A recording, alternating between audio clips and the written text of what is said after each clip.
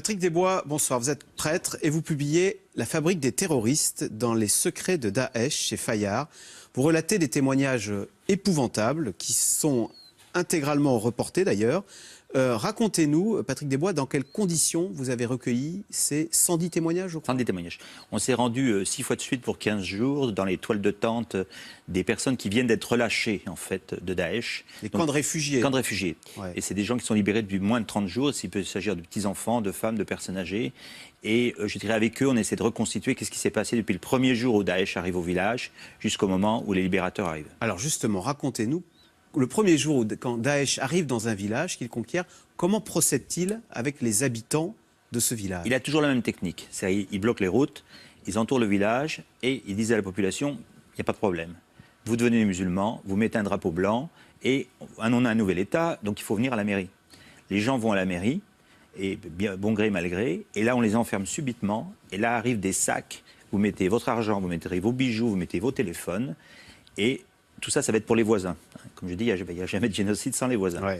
Ce sera la récompense des voisins. Et puis, ils font une sélection. Ils brisent la famille. Ils arrachent d'abord les bébés nouveau-nés. Ils vont les mettre dans des bus ou dans des camionnettes. Et ils vont disparaître pour être adoptés, entre guillemets, par des familles de l'islam radical. Ils vont prendre les jeunes filles qui vont choisir avec des médecins pour vérifier la virginité. Les chefs vont choisir les plus jolies jeunes filles. Et les moins jolies, entre guillemets, partent en autobus dans des prisons et vont être vendus en gros, puis en détail. Et les petits-enfants, s'ils ne sont pas pubères, vérifiés par des médecins toujours, ils vont être mis dans des camps d'entraînement, de camp en camp en camp. Et les hommes sont fusillés. Alors les hommes sont fusillés, comment ça on les amène quelque part dans les fosses communes et on les... Exactement. Et Exactement. on les tire comme des lapins? Exactement. Des camionnettes viennent les chercher à la mairie, les uns après les autres, et les emmènent dans des... Ce n'est pas des fosses communes, ce sont des citernes à sec, on est au mois d'août. Ouais. Les citernes sont à sec, et les fusillent dans les citernes, et les bulldozers arrivent pour les recouvrir. Alors comment avez-vous eu ces témoignages de fosses communes? Parce que par définition...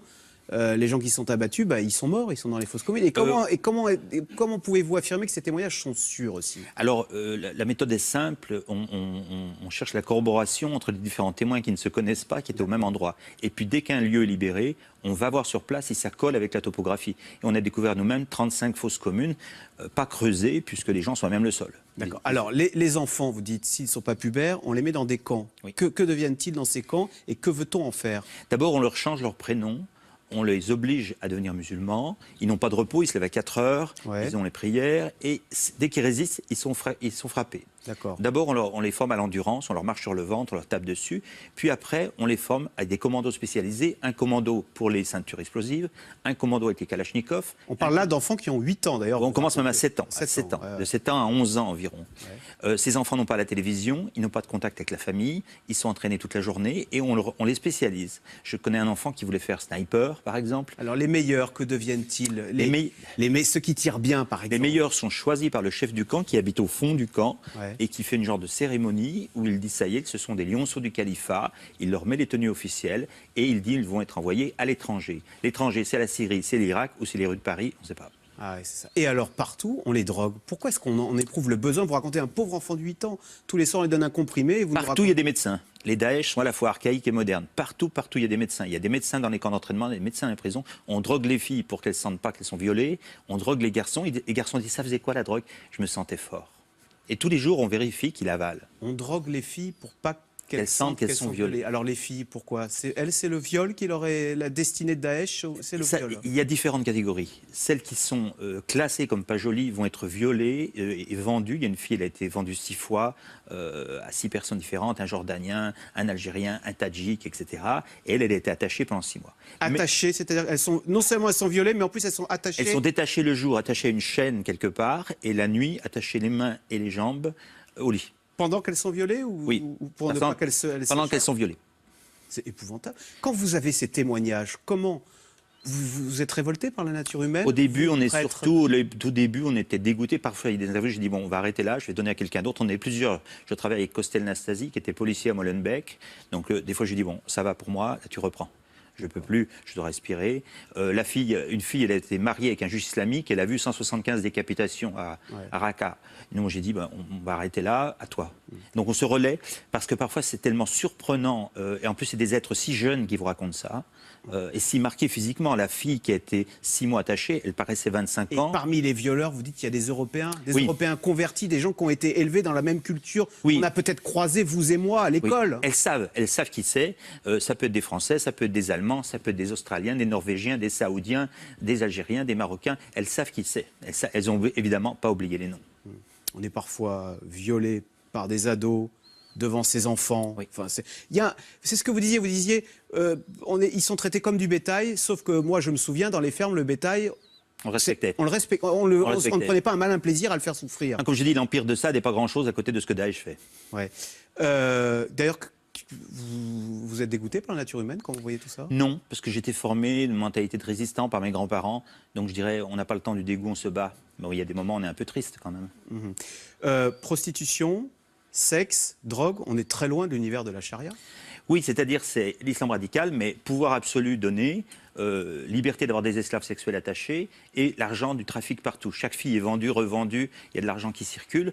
Comme je dis, ces jeunes sont attirés parce qu'ils sont devenus des super-hommes finalement. Ils ont tout ce qu'ils veulent pendant quelques semaines, quelques mois, et préfèrent mourir comme ça que vivre une vie ordinaire. Les bébés sont mis de côté parce qu'on veut en faire de futurs combattants islamistes. Ça veut dire que dans leur tête, ils sont persuadés que ce système épouvantable que vous décrivez, il va durer sur plusieurs générations? Dans leur tête, c'est un projet à long terme, Daesh. Par exemple, une femme a accouché en prison d'une jeune fille et d'un enfant. Ils lui ont arraché l'enfant, ils l'ont insulté. La prochaine fois, on va te faire un garçon.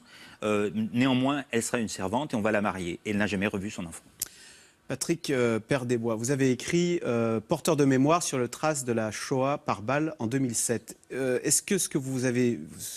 Ces témoignages, est-ce que ça vous rappelle? Est-ce qu'il y a des parallèles, ce qu'on peut faire avec ce qui s'est passé pendant la Seconde Guerre mondiale? Il y a des choses similaires dans le sens qu'ils se sont servis des voisins.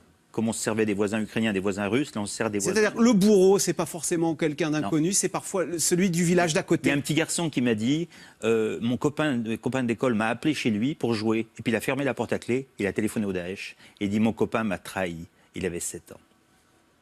Et vous dites que dans les camps, les enfants deviennent eux-mêmes des chefs de chambrée, on les appelle les émirs, et eux-mêmes deviennent bourreaux. Ah oui, un enfant m'a dit, c'est moi qui tenais les pieds pendant qu'on torturait les autres. Et je voyais bien qu'il ne l'avait pas fait involontairement. Et sous l'effet de la drogue, ils basculent, ils changent de camp, vous dites, ils deviennent Daesh. Ce génocide est très particulier, oui, parce qu'il essaie de transformer tous les enfants en bourreaux. Et c'est comme si ce génocide, je dirais, avait une science particulière, parce que Daesh est à la fois une machine terroriste, une machine de guerre et un génocide. D'accord. Ce qui est aussi surprenant dans ce génocide, c'est que personne... Génocide. Oui, génocide. Ça veut dire que...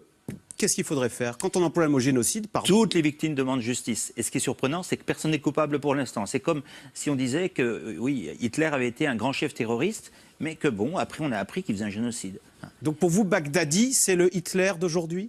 Ah, pour le moment, ça c'est clair et net. C'est clair et net qu'il fait un génocide en plein jour avec beaucoup de publicité et que tout le monde s'en fiche. Et on travaille avec des juristes, heureusement, pour que des gens soient confrontés à leurs responsabilités génocidaires.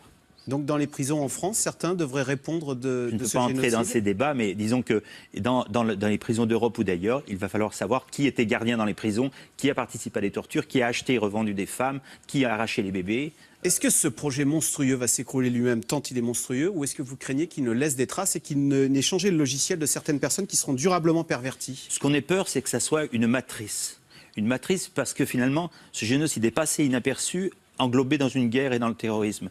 Et on sait que les tueurs de masse se copient les uns les autres. Hitler avait copié le génocide des Arméniens. Donc on a peur d'une école moderne. C'est quand même le premier génocide de ce millénaire.